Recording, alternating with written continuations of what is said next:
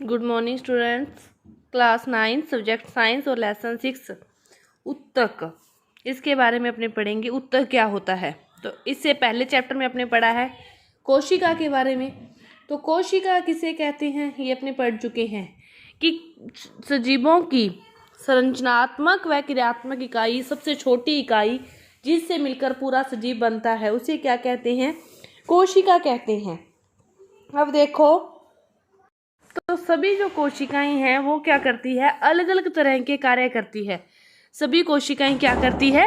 अलग अलग तरह के कार्य करती है। अब जैसे अपने को कहीं भी कुछ चुभता है या कहीं कोई स्थान, अपने हाथ पैर पर कोई स्थान जलता है, तो क्या होता है? तो तुरंत ही अपने मस्तिष्क में संदेश आ जाता है कि इस स्थान पर कुछ हुआ है और अपने उस स्थान पर तुरंत हाथ लगाते हैं। तो ये कौन सी कोशिकाएं करती है? तंत्रिका कोशिकाएं करती है। ये एक प्रकार की कोशिकाएं हैं अपने शरीर के अंदर, तंत्रिका कोशिकाएं, जिन्हें संदेश वाहक कोशिकाएं कहते हैं। तो ये कार्य कौन करती है? तंत्रिका कोशिकाएं करती है। तो कहने का मतलब ये है कि अपने शरीर में विभिन्न प्रकार के कार्य होते हैं, उत्सर्जन का, पाचन का, तो ये सभी कार्य हैं। तो विभिन्न प्रकार की कोशिकाओं के समूहों में डिवाइड होते हैं। जैसे कि अपने घरों में कई जने घर पे रहते हैं, जैसे एक घर में 5 या 6 जने रहते हैं, तो काम को इन 5-6 जनों में डिवाइड किया होता है कि बाजार से कोई सामान लाना है तो तू जाएगा। एक दिन का काम डिवाइड कर लेते हैं कि मेरे को आज यहाँ जाना है, तू यहाँ चले जाना, और मैं ये खाना बना रही है तो तू चाय बना लेना, या कैसे भी करके एक घर में सारा दिन जो काम होते हैं वो क्या होते हैं? कंट्रोल किए हुए होते हैं, डिवाइड किए हुए होते हैं। उसी तरह बहुकोशिकीय जो जीव होते हैं, उनके शरीर के अंदर जो कोशिकाएं होती है, विभिन्न प्रकार की कोशिकाएं पाई जाती है, और एक प्रकार की कोशिकाओं का समूह किसी एक कार्य को ही संपन्न करता है, विभिन्न कार्यों को वो संपन्न नहीं करता। जैसे एक कोशिकीय जीव होता है, अमीबा, उसका उदाहरण लिया था अपने, तो वो क्या करता है? तो उसके अंदर एक ही कोशिका है जब, तो सभी प्रकार के कार्य के क्या किए जाते हैं? उसी कोशिका के द्वारा ही किए जाते हैं। लेकिन जब कई प्रकार के बहुकोश के जो जीव है, उसमें सभी में जो कार्य होते हैं वो डिवाइड हुए होते हैं, और सभी के कार्य करने की क्षमता अलग अलग होती है। कुछ कार्य तो अपने क्या करते हैं? सोच विचार कर करते हैं कि हमें उठना है, अपने उठते हैं, तो उठने का कार्य करते हैं, तो वो गति प्रदान करते हैं, अपने पैरों के द्वारा वो कार्य होता है। अपने को काम करना है हाथ से, तो अपने सोचते हैं कि करें या ना करें, अपने सोचे में नहीं करते तो अपने बैठे रहे, अपने सोचे उठेंगे तो उठेंगे, अपने सोचे करेंगे तो कर सकते हैं। यदि अपने दिमाग में अपने ये बात ले आए कि ये काम मैंने तो आज नहीं करना, तो अपने वो काम नहीं करते। लेकिन ऐसा नहीं है कि हर कार्य ही अपने सोच विचार कर करते हैं, क्योंकि बहुत सारे कार्य हैं अपने शरीर की आंतरिक क्रियाओं में जो बिना सोचे समझे होते हैं, अपने उस पर कोई भी कंट्रोल नहीं होता। क्या भोजन का अवशोषण अपने कंट्रोल पे होता है? अपने सोचे कि भोजन अवशोषित हो जाए तो होगा, नहीं सोचे तो नहीं होगा, ऐसा कुछ होता है? नहीं। उत्सर्जन अपने कंट्रोल पर होता है? नहीं। हृदय का धड़कना, हृदय भी की कोशिकाओं भी तो है, एक प्रकार का कार्य करती है, तो उनका धड़कना भी क्या अपने ऊपर निर्भर है? नहीं। तो हर व्यक्ति सोच लेता कि मेरा हृदय आज ना धड़के, तो उसका हृदय ना धड़कता और आदमी की क्या हो जाती? मृत्यु हो जाती। तो सभी कार्य सोचने समझने पर भी निर्भर नहीं है। कुछ कार्य अपने सोचने पर चलते हैं और कुछ कार्य बिना सोचने पर चलते हैं। अपने बात करनी है उत्तक की। इतना समझाने का बात ये थी कि जो विभिन्न कोशिकाएं हैं, कि जो भोजन का पाचन करती है, वो कोशिकाएं क्या करेगी? भोजन का पाचन ही करेगी। जिसके द्वारा अपने चलते हैं, वो क्या करेगी? उन कोशिकाओं के द्वारा अपने चलेंगे ही। जो रक्त के अंदर कोशिकाएं हैं, जो विभिन्न प्रकार के भोजन का, आवश्यक पदार्थों का एक स्थान से दूसरे स्थान तक प्रवाह करती है, तो वे कोशिकाएं हमेशा क्या करेगी? यही कार्य करेगी। तो ये क्या है? कोशिकाओं के समूह बने हुए होते हैं। कोशिकाओं के समूह बने हुए होते हैं। जैसे क्लास में स्टूडेंट्स के समूह बन जाते हैं, जिसके साथ जिसकी बनती है उसी के साथ वो रहने लग जाता है, उसी प्रकार क्या बने होते हैं? कोशिकाओं के समूह बने हुए होते हैं। तो एक विशेष प्रकार की कोशिकाओं का समूह जो किसी विशिष्ट कार्य को संपन्न करता है, उसे क्या कहते हैं? उत्तक कहते हैं। एक विशेष प्रकार की कोशिकाओं के समूह को क्या कहते हैं? उत्तक कहते हैं। एक विशेष प्रकार के कोशिकाओं के समूह को क्या कहते हैं? ऊतक कहते हैं। जो एक विशेष प्रकार के कार्य को संपन्न करता है उसे क्या कहते हैं? ऊतक कहते हैं। देखो, अपने पाठ को अभी शुरू करते हैं। ऊतक के बारे में अपने समझना था तो वहां तक अपने समझे, बाकी अपने साथ के साथ समझते जाएंगे। तो हमने पिछले अध्याय में पढ़ा कि सभी जो जीवित प्राणी हैं, पौधे हैं, कोशिकाओं के बने होते हैं। ये चीज अपने पढ़ ली है। कोशिका शरीर की संरचनात्मक व क्रियात्मक इकाई है। एक कोशिका जीवों में सभी मौलिक कार्य एक ही कोशिका द्वारा किए जाते हैं। जो एक कोशिकीय जीव हैं उनमें जितने भी जरूरी कार्य हैं, जितने भी इम्पोर्टेंट कार्य होते हैं वो उसी कोशिका के द्वारा किए जाएंगे। जब उन जीवों में एक ही कोशिका है तो क्या फिर सभी कार्य क्या होंगे? उन्हीं जीवों के द्वारा ही संपन्न होंगे। जब है ही उनके अंदर एक कोशिका तो फिर दूसरी कोशिका कहाँ से आएगी? तो उदाहरण के लिए जो अमीबा है वो क्या है? एक कोशिकीय जीव है, उसमें एक ही कोशिका है।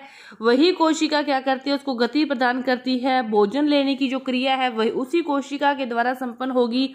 गैसीय विनिमय होगा जो और उत्सर्जन की क्रिया होगी वो सभी क्या होगी? उसी एक ही कोशिका के द्वारा संपन्न होगी। क्यों होगी? जब उसके अंदर है ही एक कोशिका तो फिर वही कोशिका, यदि अब देखो आप घर की बात करो, घर में आपके 5 जने हैं इस टाइम, तो वो कार्य जो सभी डिवाइड होते हैं पांचों में वो पांचों करते हैं। बाई चांस कभी क्या होता है कि सारे बाहर चले गए, घर में 2 या 1 ही जने हैं, तो जो कार्य उन पांचों ने करना था अब उस टाइम वह कार्य वो 2 या 1 घर पे है तो उस दिन वो एक ही वो कार्य करेगा। सभी जो घर पे होगा वही कार्य करेगा। यही बात है एक कोशिकीय जीवों की। जब उनमें पाई ही एक ही कोशिका जाती है तो सभी कार्य भी क्या करेगी? फिर वही कोशिका करेगी। लेकिन जो बहुकोशिकीय जीवों में क्या होते हैं? लाखों कोशिकाएं होती है। जो बहुकोशिकीय जीव हैं उनमें क्या होती है? लाखों कोशिकाएं होती है। और इनमें से जो अधिकतर कोशिकाएं होती है वो कुछ विशिष्ट कार्यों को ही संपन्न करने में सक्षम होती है।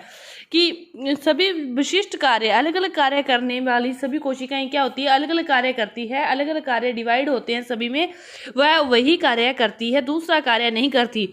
जो भोजन का पाचन करती है वो श्वसन का कार्य नहीं कर सकती। जो अपने हाथ पैर में कोशिकाएं होती है वह भोजन का पाचन का कार्य नहीं कर सकती। तो सभी प्रकार के जो कार्य हैं वह विशिष्ट कार्यों को ही करने में सक्षम होती है। प्रत्येक विशेष कार्य कोशिकाओं के विभिन्न समूहों के द्वारा किया जाता है। प्रत्येक कार्य एक कोशिका के ध्वनि द्वारा कोशिकाओं का एक समूह बन जाता है। वह समूह एक कार्य को संपन्न करता है, दूसरा समूह एक अलग कार्य को संपन्न करता है। तो प्रत्येक कार्य कोशिकाओं के समूह के द्वारा संपन्न किया जाता है, समूहों के द्वारा ही किया जाता है। कोशिकाओं का ये एक समूह जो एक विशिष्ट कार्य को अति दक्षता पूर्वक संपन्न करने के लिए सक्षम होता है उसे ही क्या कहते हैं? ऊतक कहते हैं। कोशिकाओं का ये समूह जो एक विशिष्ट कार्य, कोशिकाओं का एक समूह बन गया एक समान कोशिकाओं का जो एक ही कार्य को संपन्न करेंगे तो उसे ही क्या कहते हैं? ऊतक कहते हैं। मनुष्य में पेशीय कोशिका क्या होती है? फैलती है, सिकुड़ती है, जिससे गति होती है। तंत्रिका कोशिकाओं का कार्य क्या होता है? संदेशों को की वाहक होती है। जो तंत्रिका कोशिकाएं होती है वो क्या होती है? संदेशों की वाहक होती है। रक्त क्या करता है? ऑक्सीजन, भोजन, हार्मोन और अपशिष्ट पदार्थों का वहन करता है। रक्त के अंदर इतने सारे पदार्थों का वहन होता रहता है। पौधों में ये वाहक नलियों से संबंधित कोशिकाएं होती है। पौधों में भी कोशिकाएं पाई जाती है। उनमें क्या कोशिकाएं होती है? वाहक नलिकाओं से संबंधित होती है कि अपने तो पानी उसकी मूल को देते हैं तो फिर पानी ऊपर तक कैसे पहुंचता है? तो उसके अंदर वाहक नलिकाएं होती है। उसी के द्वारा जो भोजन है और जो पानी है वो क्या होता है? एक जगह से दूसरी जगह तक पहुंचाया जाता है पौधों में उसी वाहक नलिकाओं के द्वारा ही। अतः बहुकोशिकीय जीवों में क्या होता है? श्रम विभाजन होता है। श्रम विभाजन का अर्थ क्या हुआ? काम का बंटवारा कर लिया जाता है कि ये काम इसने करना है, ये इसने करना है, उसी प्रकार समूह बन जाते हैं। तो यही क्या है? श्रम विभाजन है। तो बहुकोशिकीय जीवों में क्या होता है? श्रम का विभाजन होता है। सभी में कार्य डिवाइड होते हैं और उसी अनुसार कार्य संपन्न होते हैं। शरीर के अंदर ऐसी कोशिकाएं जो एक तरह के कार्य को संपन्न करने में दक्ष होती है सदैव एक समूह में होती है। कि शरीर में जो कोशिकाएं एक ही तरह का कार्य करेगी, जो कोशिकाएं एक ही तरह का कार्य करेगी वो हमेशा एक समूह में ही रहती है। कि जैसे जिनकी स्कूल में बनने लग जाती है, क्लास में 4-5 हर एक जगह ही होता है तीन चार जनों का अलग से समूह बन जाता है तो हमेशा वो उसी समूह में हमें दिखाई देते हैं। तो उसी प्रकार क्या होता है कि जो कोशिकाएं एक ही तरह का कार्य करती है वो क्या होती है, सदैव एक ही समूह में होती है। इससे ज्ञात होता है कि शरीर के अंदर एक निश्चित कार्य एक निश्चित स्थान पर कोशिकाओं के एक विशिष्ट समूह के द्वारा संपन्न किया जाता है, कि एक निश्चित जो कार्य है एक निश्चित स्थान पर ही कोशिकाओं के विशिष्ट समूह के द्वारा संपन्न किया जाता है।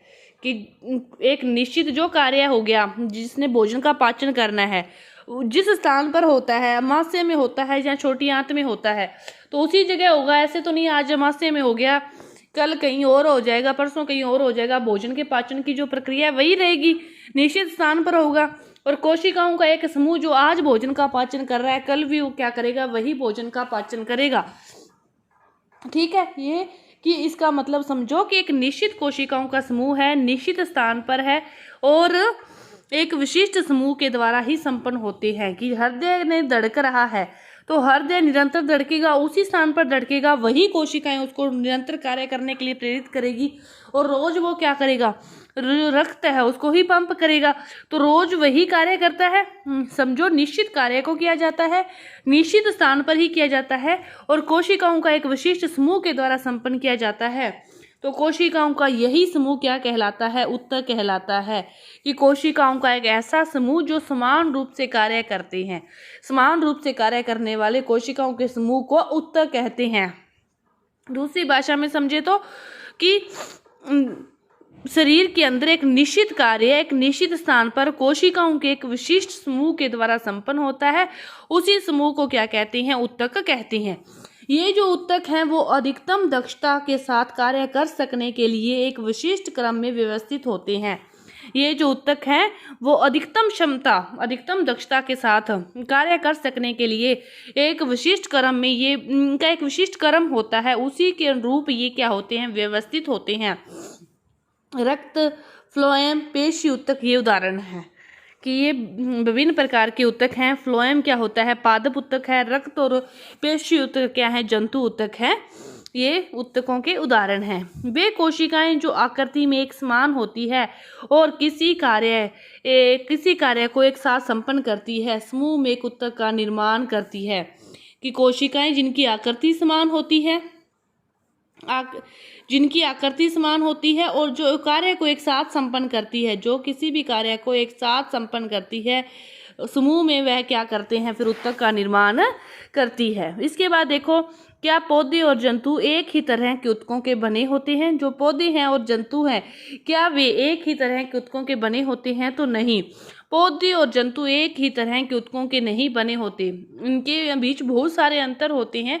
तो उसी अंतर के अनुरूप ये विभिन्न प्रकार की कोशिकाओं के द्वारा बने होते हैं। पौधे क्या रहते हैं, एक ही स्थान पर खड़े रहते हैं। क्या पौधे गति करते हैं? नहीं करते। तो जंतुओं को क्या होता है, गति करनी पड़ती है, प्रचलन करना पड़ता है उनको। तो उन्हीं में उसी के अनुरूप कोशिकाएं पाई जाएगी फिर गति करने के लिए। और जो पौधे हैं वो उसी स्थान पर खड़े रहेंगे, तो उनको फिर खड़े रहने के लिए क्या चाहिए, सहारा चाहिए। तो पौधों को सहारा प्रदान करने वाली कोशिकाओं उनको चाहिए। तो पौधों में सहारा प्रदान करने वाली कोशिकाएं ज़्यादा पाई जाएगी, जबकि जंतुओं में प्रसलन के लिए, अन्य कार्यों के लिए बाकी जो कोशिकाएं हैं वो पाई जाएगी। लेकिन दोनों एक ही तरह के उत्तकों से नहीं बने होते। तो आइए हम विभिन्न उत्तकों की संरचना व उनके कार्यों की तुलना करते हैं। क्या पौधे व जंतुओं की संरचनाएं समान होती है? तो नहीं होती। क्या दोनों समरूप कार्य करते हैं? नहीं करते। दोनों समरूप कार्य नहीं करते, दोनों के अलग अलग कार्य होते हैं। दोनों में क्या होता है, स्पष्ट अंतर होता है। ये आप सभी को पता है कि पौधों और जंतुओं में क्या होता है, स्पष्ट अंतर होता है। पौधे तो क्या होते हैं, स्थिर होते हैं, वे गति नहीं करते। पौधे क्या होते हैं, स्थिर होते हैं, उसी स्थान पर आज हैं, उसी पर कल होंगे, उसी पर परसों होंगे, वो गति नहीं करते। चूंकि उन्हें सीधा खड़ा होना होता है तो उनमें बड़ी मात्रा में सहारा प्रदान करने वाले उत्तक होते हैं। कि उनको सीधा खड़ा होना होता है, सीधा खड़ा होने के लिए उनको क्या चाहिए, सहारा चाहिए, और सहारा प्रदान करने के लिए उनमें उत्तक पाए जाते हैं। तो वो कौन से होते हैं, ज़्यादातर वो मृत कोशिकाएं होती है। सहारा प्रदान करने वाले जो उत्तक हैं वो प्राय मृत कोशिकाओं के बने होते हैं। जो उनके बाहर का, पौधों के तने के बाहर की तरफ एक हार्ड सा आपके वो कवच होता है तो वो किन कोशिकाओं के द्वारा, मृत कोशिकाओं के द्वारा बना होता है। तो सहारा प्रदान करने वाले ऊतक किन से बने होते हैं, मृत कोशिकाओं के बने होते हैं। दूसरी ओर जो जंतु हैं, ये तो पौधों की बात थी, अब अपनी बात करें जंतुओं की। तो जो जंतु हैं वो भोजन, साथी और आश्रय की खोज में इधर उधर विचरण करते हैं। उनको भोजन भी चाहिए, साथी भी चाहिए और उनको रहने के लिए स्थान भी चाहिए। वो जो पेड़ पौधे हैं वो तो चाहे कैसा भी मौसम हो, गर्मी, सर्दी, बरसात, आंधी, तूफान, वो क्या होंगे, उसी जगह खड़े रहेंगे। उस सभी प्रकार की सिचुएशन को उनको सहन शक्ति उनके अंदर है। लेकिन पौधों को, जंतुओं को क्या चाहिए, सहारा प्रदान चाहिए, आश्रय चाहिए उनको। ये क्या होते हैं, पौधों की अपेक्षा ऊर्जा का फिर अधिक उपभोग करते हैं, क्योंकि पौधों को कोई भी कार्य नहीं करना पड़ता, लेकिन जंतुओं को क्या करना पड़ता है, ज्यादातर कार्य करना पड़ता है। तो जितना कार्य करना पड़ेगा उतनी ही उनको ऊर्जा की आवश्यकता होगी। तो इनको फिर पौधों की तुलना में ये क्या करते हैं, ज्यादा मात्रा में ऊर्जा का उपभोग करते हैं। और जंतुओं के अधिकांश जो ऊतक हैं वो क्या होते हैं, जीवित होते हैं। पौधों में अधिकांश ऊतक कैसे होते थे, मृत होते थे, लेकिन जंतुओं में अधिकांश ऊतक क्या होते हैं, जीवित होते हैं, जो उनको ऊर्जा प्रदान करते हैं, गति प्रदान करते हैं, सभी प्रकार के कार्य जो संपन्न करते हैं। जंतु और पौधों के बीच उनकी वृद्धि के प्रतिरूप में एक और भिन्नता है। ये भिन्नता तो है वो उतनी है ही है, लेकिन इन दोनों में एक और भिन्नता है कि पौधों की तो जो वृद्धि होती है वो कुछ क्षेत्रों में ही सीमित होती है। पौधों में जो वृद्धि होती है उनके शीर्ष भाग में होती है या फिर थोड़ी बहुत मोटाई में होती है। लेकिन जो जंतुओं में वृद्धि होती है वो समान रूप से सभी भागों में, सभी अंगों में होती है। तो जबकि जंतुओं में क्या होती है, ऐसा नहीं होता। पौधों के जो कुछ ऊतक हैं वो क्या कर जीवन भर विभाजित होते रहते हैं। पौधों के कुछ ऊतक हैं, जैसे उनका शीर्ष भाग है, वो क्या होता है, आगे से आगे डिवाइड होता रहता है और आगे बढ़ता रहता है। लेकिन क्या अपने जंतुओं में, अपने मनुष्य की बात करें तो क्या वो निरंतर बढ़ता ही रहता है, नहीं। उनकी जो वृद्धि है एक निश्चित एज तक आने के बाद क्या हो जाती है, रुक जाती है। ये भी इनके बीच क्या है, अंतर है। ऐसे ऊतक कुछ क्षेत्रों में ही सीमित होते हैं। ऊतकों की विभाजन क्षमता के आधार पर ही पौधे के ऊतकों को पादप ऊतकों का वर्गीकरण किया जाता है कि उनकी विभाजन की क्षमता कैसी है। उसी को देखते हुए कि वो आगे कितने भागों में विभाजित होते हैं, उसी को देखते हुए इनके पादप ऊतकों का क्या किया जाता है, वर्गीकरण किया जाता है। वृद्धि या विभजोतक तथा स्थायी ऊतक, दो प्रकार के भागों में इसको बांटा गया है, वृद्धि, विभजोतक और स्थायी ऊतक। जंतुओं में कोशिका जो वृद्धि होती है वो अधिक एक रूप होती है, और जंतुओं में क्या होता है, विभाज्य और अविभाज्य क्षेत्रों में कोई निश्चित सीमा नहीं होती। जंतुओं में विभाजन की और अविभाजन क्षेत्रों की कोई भी निश्चित सीमा नहीं होती, लेकिन पौधों में ऐसा होता है। अंगों और अंग तंत्रों की संरचनात्मक संगठन जटिल पौधों की अपेक्षा जटिल जंतुओं में अति विशिष्ट और सीमित होता है। अंग और अंग तंत्रों का जो संरचनात्मक संगठन है ये पौधों की तुलना में क्या होता है, जंतुओं में क्या होता है, अति विशिष्ट होता है और सीमित होता है। कि एक विशेष प्रकार की संरचना है, अंग है, अंगों से तंत्र बने हुए हैं, तो विशेष प्रकार के तंत्र हैं, ये एक उनका विशिष्ट और सीमित है। रक्त तंत्र हुआ, परिसंचरण तंत्र हुआ, तो इनका एक विशिष्ट संगठन होता है। यह जो मूल अंतर है वो जीवधारियों में दो महत्वपूर्ण समूहों के जीवन यापन के विभिन्न तरीकों को दर्शाता है, विशेषकर इनके भोजन करने की प्रक्रिया में।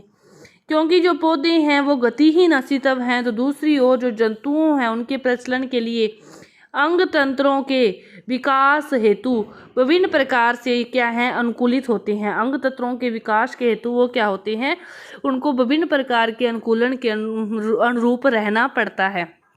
तो जो पौधे हैं वो क्या करते हैं, अपना भोजन स्वयं बनाते हैं, लेकिन जीव जंतु अपने भोजन के लिए पौधों पर ही निर्भर रहते हैं।